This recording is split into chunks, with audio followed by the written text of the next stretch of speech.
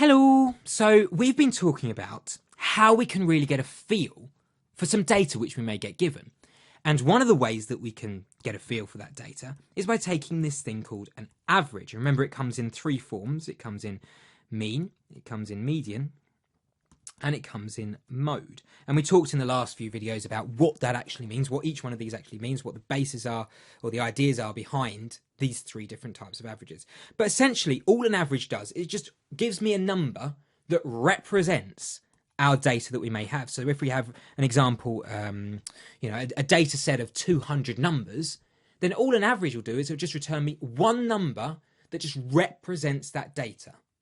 If you want, think about it as a prime minister. Okay, a prime minister represents a country. So you've got lots of people within a country. That's the data which we have. But the prime minister speaks on behalf of the whole country. It represents the whole country. And that's all an average really is.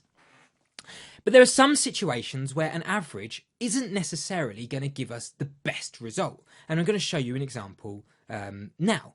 So this is where we introduce this idea of spread. So let's have a look at this data then. So I've got my data and I've represented it in a table format. So let's just very quickly remind ourselves what this data in a table format means. This first column here is just literally all the different numbers that I can have in my data. Okay, so I've got a 10 in my data, I've got 20s in my data, I've got 30s in my data, 4 20s in my data, 10,200s in my data. All of these first column is just all the different numbers that I have in my data.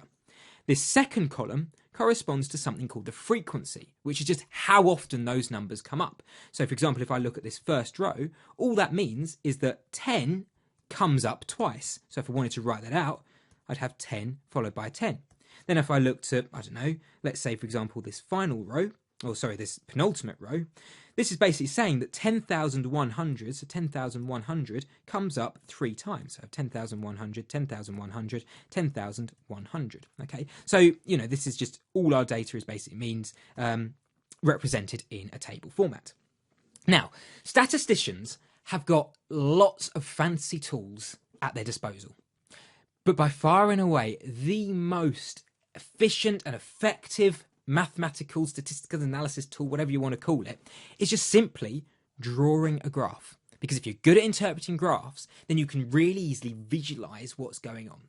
So this is exactly what I've done here. I've just simply plotted this column against this column. So the F is going along the y-axis, okay, and the X is going along the x-axis. And I've just simply plotted this graph, and this is what I've got. Now, some of you may call that a frequency diagram. Other people would call it a bar chart. Either way, it's an equally valid name. But just immediately looking at this bar chart, I'm going to call it, this graph, can you see that the majority of my data, or you can immediately see, hopefully, that the majority of that data falls within that region there. So that's where the majority of my data lies. There's a few values sort of up here, and there's a few values up here, down here, but the majority of my data falls within that region there. So it makes sense then, surely it makes sense then, just to consider that region there. Because that's where the majority of my data lies. And in actual fact, will this lower region here, and this upper region here, affect my average? Well, yes, it does. And I'm going to show you how now. So, in order to work out the average of this data, I'm going to take the mean as the average because the mean uses all the data, remember. So it's the one which we use most often. So in order to work out the mean, I need to work out this column called XF, which is just simply this value times this value. Okay, so it's just literally timesing this column and this column together to get this final column on the end. Okay, and remember what the formula for mean was? Mean was equal to the sum of f times x, so simply adding all of this column together, which is what I've done down here to get 158,580, okay, over however many I've got. So this is all my values that I have, so sum of f times x, and the sum of f is just simply how many I end up with, so that's just summing the frequency, so just summing this column here together, and I end up with 232. It's 232. Well, if I evaluate that, that comes out as, let me just move this across. That comes out as 684. So in other words, when I just take all of this data and find the mean of it, the mean of this data, it comes out 684. So if I plot this on our graph, so 684, sort of, it's not quite, it's sort of in between the 470 and the 10,000, basically. So this is where my mean lies if I just take this data. Now, if you look at that, we said above the majority of the data should fall within that region. So therefore, it makes sense then that the mean should also lie within that region. So we're expecting the mean to lie roughly here. But look, it is way over to the right. It is way over to the right of where we're expecting. So in other words, are these values, are these what we call outliers because they lie outside? This is the main part of the data. So these values down here lie outside of the main part of the data. So we call them outliers. Are these outliers affecting the mean? Well, it would appear so, wouldn't it? But let's just investigate this further. So, in other words, I want to, first of all, remove this lower region down here. I want to remove these lower outliers down here. So if I remove those lower outliers, so in other words, these are the lower outliers, and I'm just getting rid of them from my table. Okay, and I'm just literally looking at the rest of my values. I'm just literally looking at the rest of my values, and I'm calculating the mean of them. So same thing again, I just times these two things together to get fx. Okay, and then I add all of this column together to get the sum of fx. This is the mean. Sum of fx, so that comes out as 158,450. Okay, and then I'm just adding all of these values together to give me however many I've got. So this is sum of f. Okay, and it comes out as 226 now, because obviously I've removed all of these first few outliers. So if I remove those outliers, then the mean comes out as 701. So the mean comes out as 701. So that's different to the 684. I had 684 when I considered all my values together, but then when I remove these lower values, it comes out as 701. So in other words, it's higher. So the mean then is moved up here. So in other words, the outliers are affecting the mean. But let's just verify that by next removing the higher values and leaving the lower values in there. So let me show you what I mean. So in other words, I'm just removing these higher outliers up here. Okay, but everything else, so I'm removing these ones, but everything else I'm keeping. So I'm keeping everything else. So these first values, so everything in there I'm keeping. And I just want to find the mean of it. So again, same thing. The mean is worked out by summing all of the fx values together. So I just got the fx by timesing the two columns together. And I'm just adding them all together, and it comes to 98,080. Okay, 98,080. And I divide it by however many I've got, which is the sum of f. And that comes out as 226. And if I work that out, the mean comes out as 434. Wow, big difference. I started out with 684. Okay, I removed the upper outliers and I ended up with 701. Then I put those upper outliers back in, and I removed the lower outliers first. Then I would put the lower outliers back in, and I just looked at the upper outliers, and the mean came out as 434, some 250. I had 684 to start off with, and then I ended up with 434. That's 250 odd less than I had before. So the mean is coming out dramatically lower. In actual fact, the mean is coming out about there. Okay. So in other words, all I'm trying to show you there is that outliers can really affect the mean. So it makes sense then that I want to split the data up. So this is how I want to split the data up. I want to split the data up into 4 sections. Okay. So in other words, I just want to consider this region in here, but in order to do that, I'm going to split the data up into 4 sections because I expect the mean to fall roughly down the middle. So are you happy then that I'm splitting that data up into 4 sections? So this is the lowest value, this is the highest value.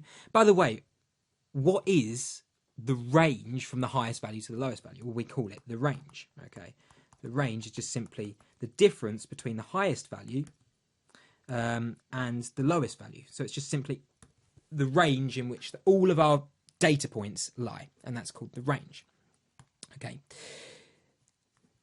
Then what I do is I split the data up into 4 sections. So I have the median here, which I can call my second quartile. I have my lower quartile here, and I have my upper quartile here. Now I only want to consider this part of the data there. So in other words, I want to consider the inner two. Are you happy they're quartiles? Because I'm dividing my data up into 4 sections. 1, 2, 3, 4. 4 sections. So I just want to consider the inner two sections. So we call that the interquartile range, or the IQR for short. And are you happy then? The interquartile range which I want to look at is just simply this part of the graph here. So in other words, the difference between Q3, my third quartile, and my first quartile. So my third quartile and my first quartile. And you can see on my data table as well, all I'm trying to do is just split it up into 4 sections. So I just want to consider the main bulk of my data. I just want to consider the main bulk of my data, where most of my values lie, which is that region there. That region there. So I just basically splitting my data up so that I'm just considering where the main bulk of my data lies. So I don't have to worry about the mean interfering, or the outliers interfering with the mean. Okay, so how do I actually work this out? Well, it's not quite as neat as I just showed you there, just simply dividing the data up into 4, because the mathematical way of doing that is we have to look at how many frequencies we have, and we have to look at something called the cumulative frequency.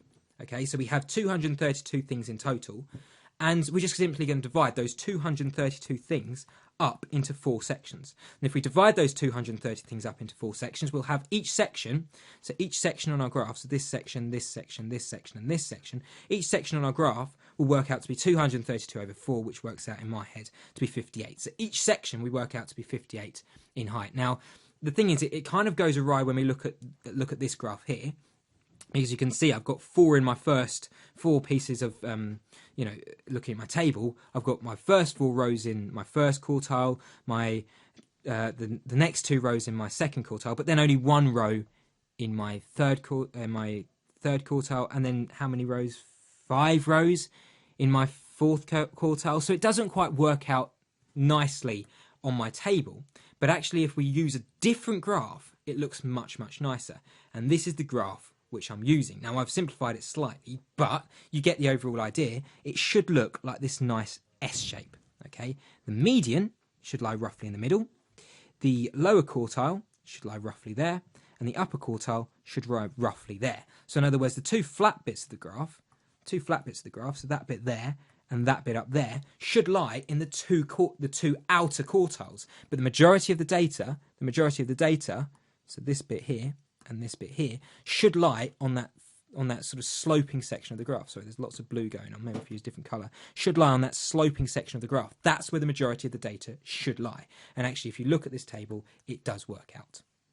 So how do I actually go about working out my Q1? So this is Q1, Q2, and Q3. How do I actually go about working out Q1, Q2, and Q3? Well, are you happy then? I've just said above that each quartile is going to work out as 58. Well, how do I get that 58?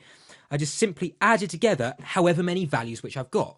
So if I just call however many values I've got, let's just call it, I don't know, let's call it n. That's however many values in the data I've got. Okay, and then I just divide it up into 4 equal sections, and that's how I got my 58. So in other words then, Q1 is just going to be n over 4. Okay, I'm just literally dividing it up into 4, and whatever value I get, which in this case was 58, that's just going to give me Q1. Well, if I want Q2 then, are you happy it's going to be 2 lots of 58? It's going to be 58, because 58 will get me to Q1. And then if I want to add another 58, that will get me to Q2. So in other words, I'm just doing 58 times 2. So 58 times 2. So this is equal to 58 times 2. Okay, because I've got 58 here, and then I've got 58 here. So how do I get to 52? I just add 58 twice. That's 58 times 2.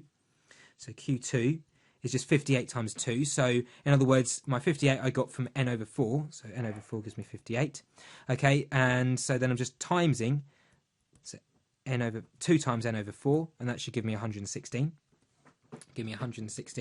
Q3 then is I just add another 58. Can you spot the pattern? Just going to add another 58. So that's going to give me 58 times 3. I'm just adding 3 58s together altogether. So I end up with 3 times n over 4, which gives me, I don't know, what's 116 over 58. It can't be, plus 6, 116 plus 58, whatever that works out as. I can't be asked to work it out. The important thing is, though, the formulas. This is how you get the Q1, Q2, and Q3. It's nice and straightforward. If you want to sort of simplify, then this is going to come out as 2n over 4, which of course cancel, so it just comes out as n over 2. And then this comes out as 3n over 4. So in other words, my Q1 comes out as n over 4. My Q2 works out as n over 2, because that makes sense. It lies halfway between my values, or at my half value point, so my median. And n in Q3 works out as 3n over 4, okay? And my interquartile range then, remember, my interquartile range works out as Q3 minus Q1. So Q3 minus Q1 is 3n over 4 minus n over 4. It's just logic. Really, it's just logic. You don't have to remember these formulas. Just think, right, my first quartile lies a quarter of the way through my data. My second quartile lies halfway through my data. And my third quartile lies 3/4 of the way through my data. Well, how much data have I got? I've got n of it. So I just do n over 4, n over 2, and 3n over 4.